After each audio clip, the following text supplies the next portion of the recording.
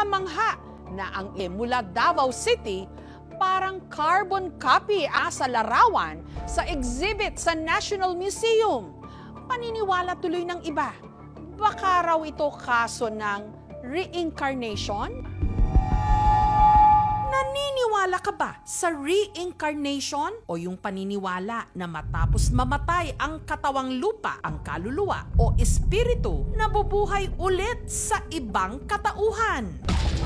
Ito kasi ang naging teorya ng marami nung nakita nila ang litrato na nakahawig ang larawang nakadisplay sa National Museum kahit hindi naman niya kadugo mula sa hulma ng mukha, ayos ng buhok hanggang sa kanyang mga ngiti.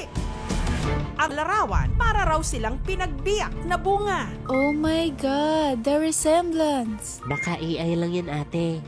So, totoo pala ang reincarnation? Reincarnation o nagkataon lang?